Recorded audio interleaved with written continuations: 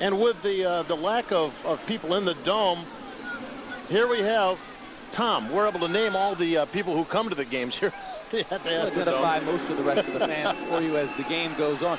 Plenty of good seats still available. When the Houston Oilers played their final game in Houston, they drew a crowd of just over 15,000 people, and it was said that you could even hear field-level conversations from the upper sections of the Astrodome. It was a sad and bitter end to what once was one of the most beloved franchises in all of sports. The story of how things got to this point and how they all fell apart is one of ill will and betrayal that echoes into the present day, but to properly tell it, we need to start at the beginning. The year was 1960. Oil and gas was king and nothing bad was ever going to happen because of it. Houston was the epicenter of export and refinement of black gold in Texas at the time. So it only made sense that Bud Adams, an American oil tycoon, named his franchise the Houston Oilers after he was selected as a charter member of the American Football League. The team won the first 2 AFL championships while playing their first 5 seasons at the University of Houston's Jeppesen Stadium and the next 3 at Rice University Stadium. Now this detail will be important later, so just hold on to that for a second. Eventually they settled into the Astrodome. At the time, it was a state-of-the-art venue that was also home to the Houston Astros. But no matter where they went, the Houston Oilers donned their iconic Columbia blue uniforms with scarlet and white accents with a simple oil derrick as the logo. Now, in the early days of football, the American Football League and the National Football League were 2 separate entities that often competed for the players that were talented enough to play at a professional level. The NFL, having been established long before the AFL in 1920, often had first pick of this talent.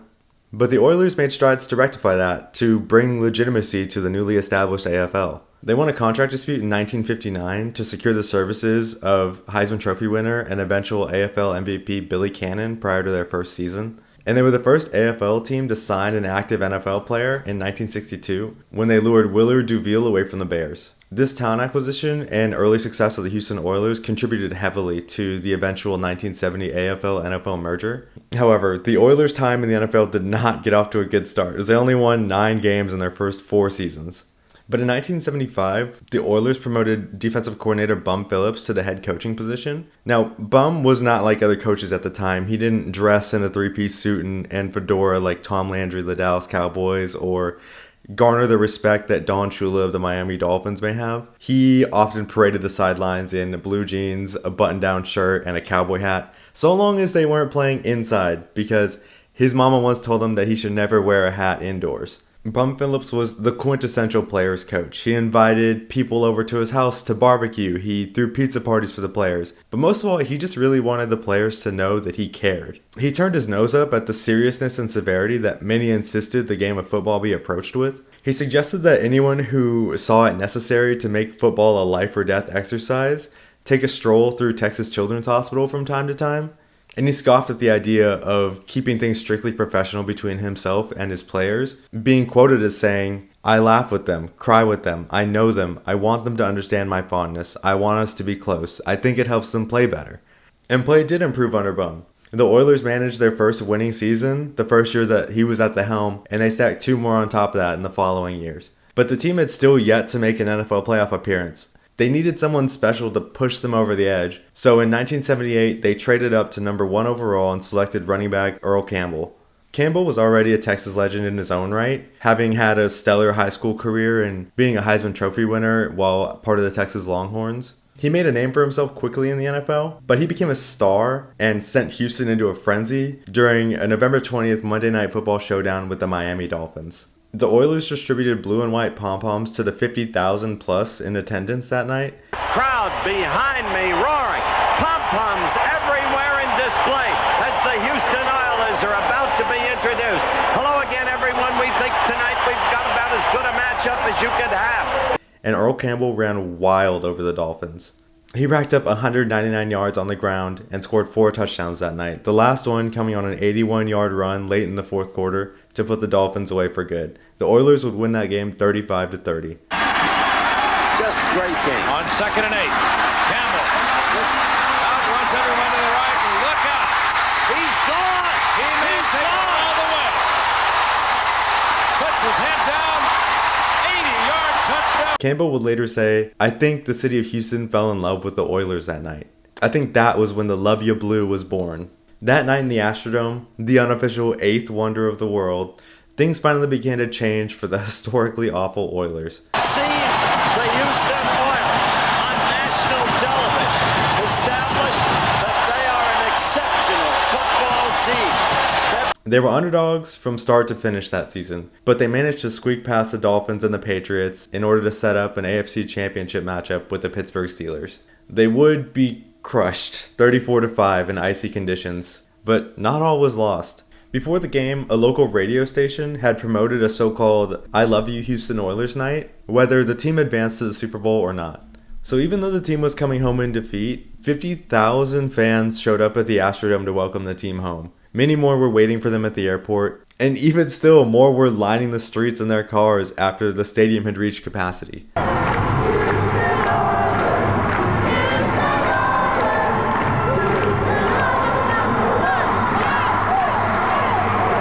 Lynn Ashby, a writer for the Houston Post at the time, put it this way: "We were not celebrating a loss to the Steelers, but a victory over not caring. Now we care."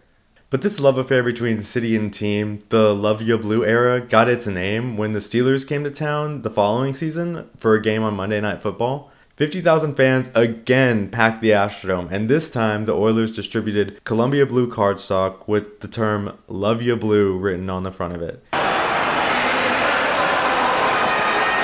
Many of the fans in attendance even wore I Hate Pittsburgh Steelers shirts to really drive home the point that this rivalry was bigger than anyone could have imagined it becoming at the time. The Oilers downed the Steelers 20-17 that night, and the people of Houston had every reason to believe that this would be the year that they would make it past the powerhouse Steelers and have a chance at bringing a Super Bowl to Houston.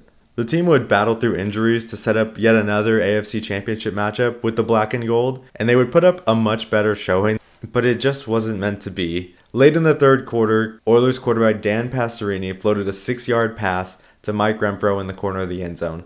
The pass was ruled incomplete on the field, while the broadcast team was certain that it was a catch that would have tied the game at 17. And this might be a spot where an instant replay would be important. Let's see if the feet come down now. He's got the ball. He does clearly get inside. It is a touchdown. No question about it. It was not called one, but there's no doubt that was a Houston touchdown. But the play could not be reviewed. Of course, the officials did not have the luxury that we enjoy of seeing that instant replay. The man on the spot didn't see it, so he couldn't call it. And now the Oilers are denied a touchdown. Oh, my. Houston lost all momentum, and it was all Steelers the rest of the way. The final score was 27-13, and the Mike Renfro catch would go on to be one of the major catalysts for instituting replay review in the NFL. But even though the team had fallen short 2 years in a row, the Oilers faithful showed up again in the thousands to welcome the team home, convinced that their team was on the brink of achieving something great. This type of outpouring of love for the team, even in defeat, was something that the NFL had never seen before and honestly hasn't seen since. And I just think it's remarkable that even though 2 years in a row the Oilers lost in the AFC Championship game, just one game short of the Super Bowl, their fans showed up to support them and welcome them home, win or lose. I just think that that's incredible. But like I said, they were convinced that their team was on the verge of greatness. And Bum Phillips corroborated this idea by saying this. 1 year ago, we knocked on the door. This year, we beat on the door. Next year, we're going to kick the son of a in. It was not to be so. Even though the pesky Pittsburgh Steelers had missed the playoffs that year in 1980, Houston was eliminated by the Oakland Raiders in the first round of the playoffs, and Bum Phillips was fired. And just like that, the greatest period in Houston football history was over. And with it went the high oil prices that had sent Houston's economy through the roof in the 60s and 70s. The Houston economy had not yet diversified, and by the middle of the 80s, the price of oil per barrel had cratered from nearly $40 a barrel down to $20 a barrel, not adjusted for inflation. It caused an intense economic downturn in the city. As for the Oilers, they would acquire Canadian Football League's standout quarterback Warren Moon before the 1984 season, but they would also end up shipping off Earl Campbell to New Orleans, and they didn't return to the playoffs until 1987. It's almost unreal how fast the good times ended for Houston in the early 80s, but even in hard times, financially and competitively, the city still loved the Oilers. So, when Bud Adams threatened to move the team to Jacksonville, Florida in 1987, unless the Astrodome was renovated to add more seating and revenue-generating luxury suites, the city paid up. Harris County put up $67 million to add 10,000 seats and 65 luxury boxes, as well as all new AstroTurf for the field. This money was to come from increased property and hotel taxes, as well as 30-year bonds. A tough pill to swallow, especially during a financial downturn, but losing the Oilers was not an option. The team would go on to make the playoffs 6 years in a row from 1987 to 1993, but they never quite reached the success that they had in the late 70s. They won their first NFL division title in 1991 and actually nearly made it back to the AFC Championship game, but ended up losing to John Elway's Broncos on a last-minute field goal. The following year, they found themselves on the wrong side of the largest comeback in NFL postseason history when they lost to the Bills 41-38 after leading 35-3 in the third quarter. The final time they made the playoffs in Texas was the 1993 season, when they finished with their best record in the state at 12-4. They were eliminated by the Kansas City Chiefs in the second round that year, but the more notable event happened on the final day of the regular season when offensive coordinator Kevin Gilbride and defensive coordinator Buddy Ryan got into a physical altercation on the sideline after a season of public disagreement between the two. There's Buddy Ryan, there's Kevin Gilbride.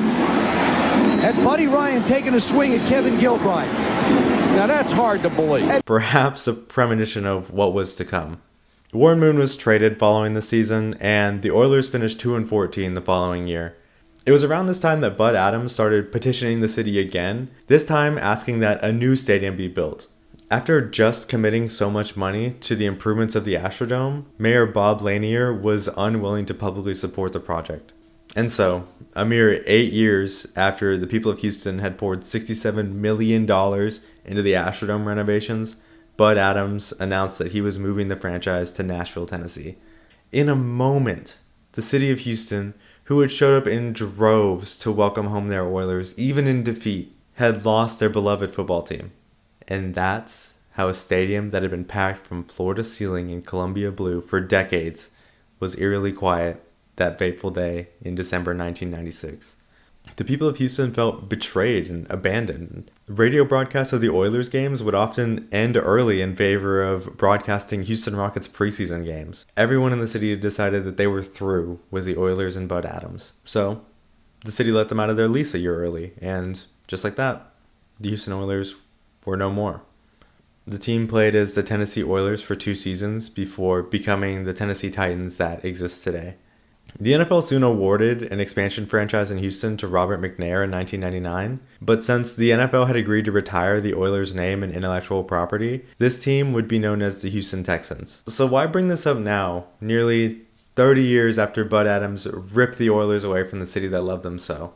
Well, just last week, the Tennessee Titans, now owned by Bud's daughter Amy Adams Strunk, rolled out the Oilers throwback jerseys for the first time since 1998. This comes after the NFL sent a cease and desist letter to the University of Houston earlier this year for using the Columbia blue and scarlet and white accents in an homage to a bygone era in the city's football history.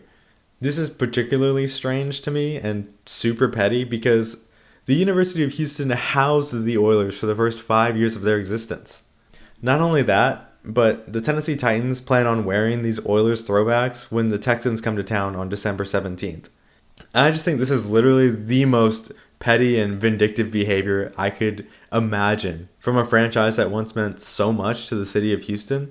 I don't understand Amy Adams Strunk's insistence that Oiler history is Titans history. I think your family gave all that up when they continually pestered the city for more money on the heels of an economic collapse and then abandoned them and withheld all of the iconic logos and uniforms and trademarks so that the Oilers could never return to the city, even if they received another franchise.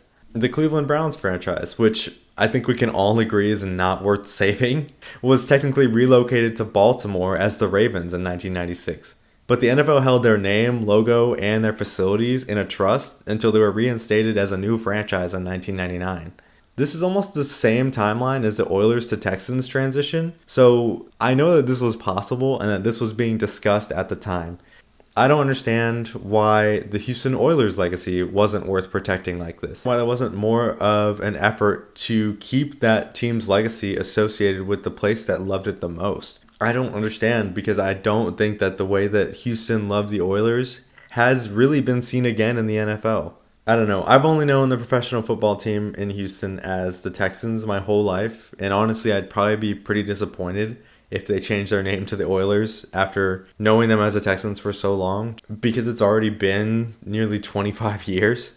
But I think that those colors and that history belong here, in the city that loved that team so much that they would show up with a passion that really hasn't been seen since. If anyone is going to wear those uniforms, I think it should be the team that plays right next door to where all the greats who wore that Oilers uniform played before. But anyway, that's the video. Let me know what you think. Should the Titans go right to hell for rubbing salt in the wound, or... Actually, no, there is no other option this week. Sorry. But thanks for the support. I'm trying to get a little better at this each week. I'm excited by how many of y'all are seeing my videos come across your recommended feed. So if you're new here and you like what you see, please like, subscribe, comment, follow me on Instagram at AaronCTrevino. Maybe even watch my other 2 videos. So to close it out, our good guy of the week is Bum Phillips, and our bad guy of the week, as always, is Bud Adams. Thank you guys so much for watching. My name has been Aaron Trevino, and I'll see you guys next Monday.